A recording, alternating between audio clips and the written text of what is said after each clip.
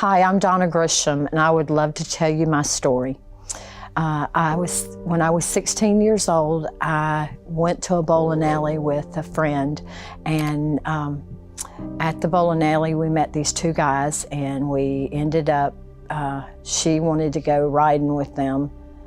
She really liked one. She wanted to go riding with them, and so before I had went to the bowling alley, my grandmother had told me, don't leave the bowling alley without permission, or unless her parents came to pick us up. Well, she kept talking to the guy, and then she came over to me and she said they want us to go riding.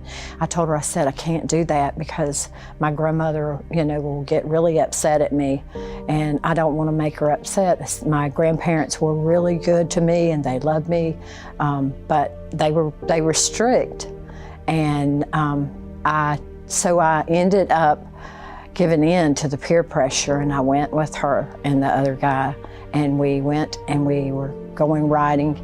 And we actually, when we, a little ways into the drive, they said that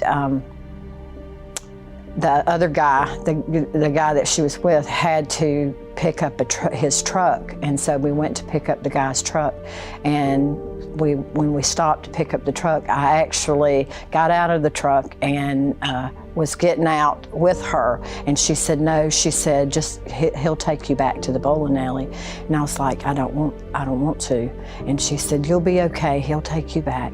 And so I went on and I stayed. I didn't know what else I could do. And he ended up driving a little ways and pulling down an alley and actually raped me right there in the front seat.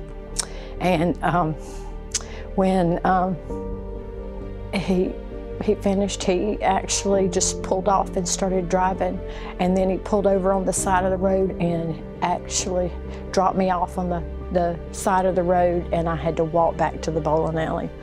And I walked back, ended up getting back to the bowling alley, and when I got back to the bowling alley, my friend and that other guy was there, and I walked in and I had been crying and been like I had, from falling on the gravel and all, I had skipped my arm. And so I walked in and she walked up to me and she said, what's wrong with you?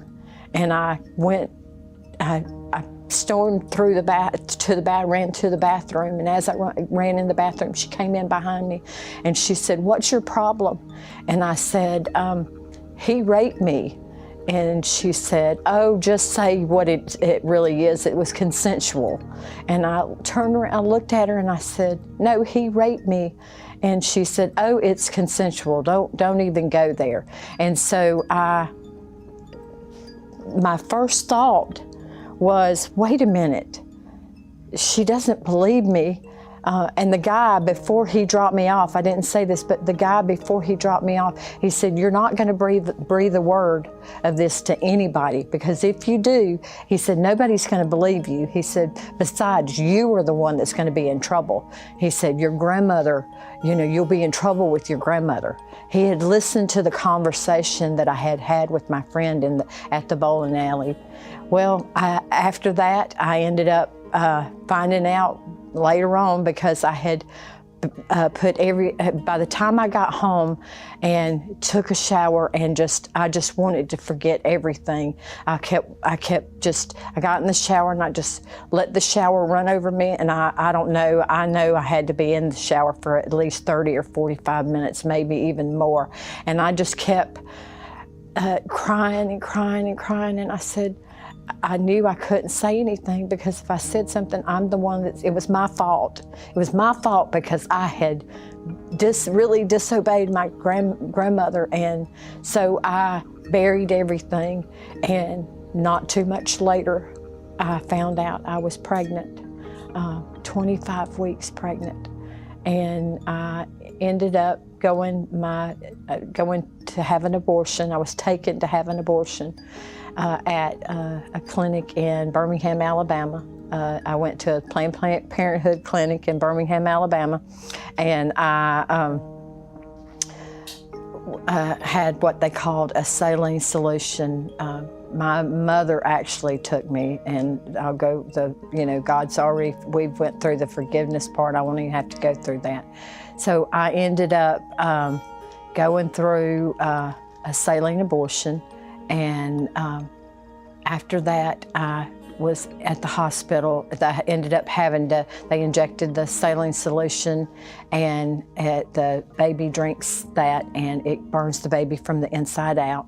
And so I ended up having to go deliver, because at the Planned Parenthood clinic, they don't tell you that you're going to deliver a baby. They actually tell you that it's a blob of tissue, and you're thinking it's going to be like passing a blood clot. And so I went and I had to deliver a 25-week-old baby, and the nurse forgot to pull the curtain to, and I actually looked over and I saw my baby in a jar, and I commenced to screaming, and from that point on, I totally lost everything. I went into a mode of, I was living to die.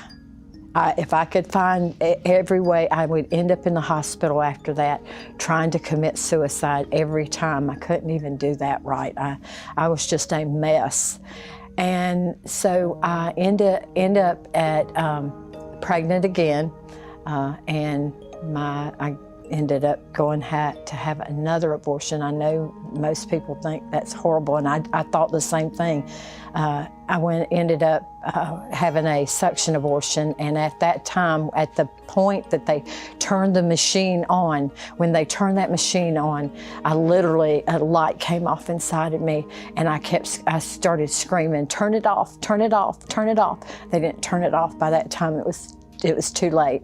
So we're going to fast forward years on to the point where God brings healing to me, and I've gone through, I went and had talked to the father of the second baby, and we actually had, God just healed the relationship, our friendship actually, because that's what it was meant to be in the beginning. The devil tries to distort things in our life. And so we ended up, connecting, and God just blessing our friendship, and he's like a brother to me. But anyway, I end up going, and I'm pregnant for a third time.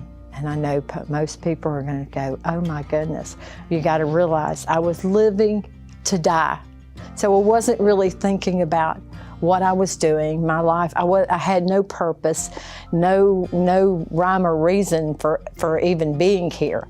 And so I ended up going to PTL. I found out I was pregnant, talked to a pastor, ended up going to PTL and to Heritage Home for the young girls.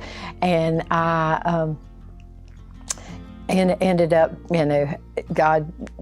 I ended up keeping that baby. And so I have in 2011, actually in 2011 was when I ended up going to talk to the father of the second baby. And so we went and I talked with him. After I talked with him and God did the work in that relationship, I ended up driving back to Georgia, to Brunswick, and I ended up sharing my story at the Right to Life rally in Brunswick, Georgia at the City Hall.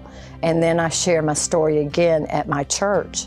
And a week later, after I shared my story at the church, I was in Jacksonville, Florida. I was actually sitting on a couch, and there was a couple of women, and we were just worshiping. We were worshiping the Lord, and I had my eyes closed, and I was just worshiping God. And I actually was translated to heaven, and I was actually on this park bench, and I was so taken with this park bench. I was looking down and looking all around it, because it's like nothing I've ever seen. There was gold on it, it was beautiful.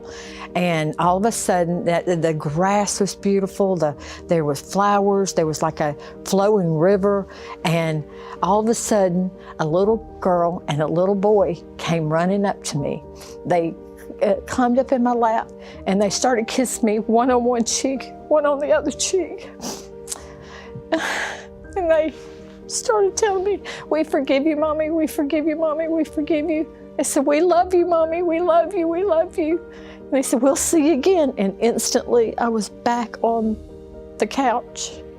And I can actually, when I tell that, it's like I feel their kisses. I knew their little lips kissing my cheeks.